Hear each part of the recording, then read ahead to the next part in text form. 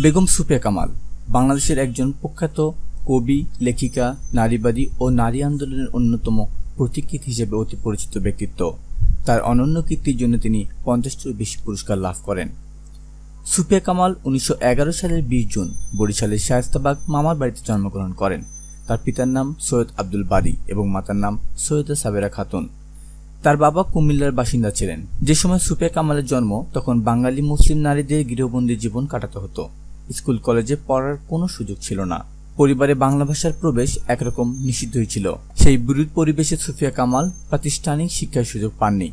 তিনি পারিবারিক নানা উত্থান পতনের মধ্যে স্বশিক্ষায় শিক্ষিত হয়েছেন। 1912 খ্রিস্টাব্দে সুফিয়া কামালের বয়স যখন 7, তখন তার বাবা সাধকদের অনুসরণে নিরুদ্দিশ যাত্রা করেন। ফলে তার মা সাবেরা খাতুন অনেকটা বাধ্য হয়েই বাবার বাড়িতে সে আশ্রয় নেন। এই কারণে তার শৈশব কেটেছিল নানার বাড়িতে। যে পরিবারে সুফিয়া কামাল জন্মগ্রহণ করেন, সেখানে নারী শিক্ষাকে প্রয়োজনীয় মনে করা হতো না। তার মাতৃকুল ছিল শায়েস্তাবাগের নবাব পরিবারের এবং সেই পরিবারের কথ্য ভাষা ছিল উর্দু। এ কারণে অন্দরমহলে মেয়েদের আরবি, ফার্সি শিক্ষার ব্যবস্থা থাকলেও বাংলা শেখার কোনো ব্যবস্থা ছিল না। তিনি বাংলা শেখেন মূলত তার মায়ের কাছ থেকে।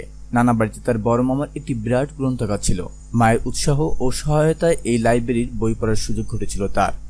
1924 সালে মাত্র 13 বছর বয়সী মামাতো ভাই সৈয়দ নেহাল হোসেনের সাথে সুফিয়া কামালের বিয়ে হয়ে যায়। নেহাল অপেক্ষাকৃত আধুনিক মনস্ক ছিল। তিনি সুফিয়া কামালকে সমাজসেবা ও সাহিত্য চর্চায় উৎসাহিত করেন। সাহিত্য ও সাময়িক পত্রিকার সঙ্গে সুফিয়ার যোগাযোগও ঘটিয়ে দেন তিনি। সুফিয়া সে সময় বাঙালি সাহিত্যিকদের লেখা পড়তে শুরু করেন। 1918 সালে কলকাতায় গিয়েছিলেন সুফিয়া কামাল। সেখানে বেগম রোকেয়া সাখাওয়াত হোসেনের সঙ্গে তার দেখা হয়েছিল। সুফিয়া কামালের শিশু মনে বিশেষ জায়গা করে নিয়েছিলেন বেগম রোকেয়ার কথা ও তার কাজ। সাহিত্য পাঠের পাশাপাশি সুফিয়া কামাল সাহিত্য রচনা শুরু করেন। 1926 সালে তার প্রথম কবিতা বাসন্তী সে সময়ের প্রভাবশালী সাময়িকী সওগাতে প্রকাশিত হয়। 30-এর দশকে কলকাতায় অবস্থানকালে বাংলা সাহিত্যের উজ্জ্বল নক্ষত্র যেমন রবীন্দ্রনাথ, নজরুল, শরৎচন্দ্র প্রমুখের দেখা পান তিনি। মুসলিম নারীদের সাংস্কৃতিক কর্মকাণ্ডে অংশগ্রহণকে উৎসাহিত করার জন্য বেগম রোকেয়ার প্রতিষ্ঠিত সংগঠন আঞ্জুমানে খাওয়াতিনে ইসলামে রোকেয়ার সঙ্গে সুফিয়া কামালের পরিচয় হয়। বেগম রোকেয়ার চিন্তাধারা ও প্রতিজ্ঞা তার মধ্যেও সঞ্চারিত হয়, যা তার জীবনে সুদূরপ্রসারী প্রভাব ফেলে। সামাজিক সচেতনতা বৃদ্ধির পাশাপাশি তার সাহিত্য চর্চা চলতে থাকে। 1937 সালে তার গল্পের সংকলন কেয়ার কাটা প্রকাশিত হয়। 1938 সালে তার প্রথম কাব্যগ্রন্থ সাজের মায়ায় মুখবন্ধ লেখেন কাজী নজরুল ইসলাম। তার জনপ্রিয় অন্যান্য রচনাসমূহ হচ্ছে সাজের মায়া, মায়া কাজল, মৌন জীবন, প্রশান্তি ও প্রার্থনা, উদাত্ত পৃথিবী, 71-এর ডায়েরি ইত্যাদি।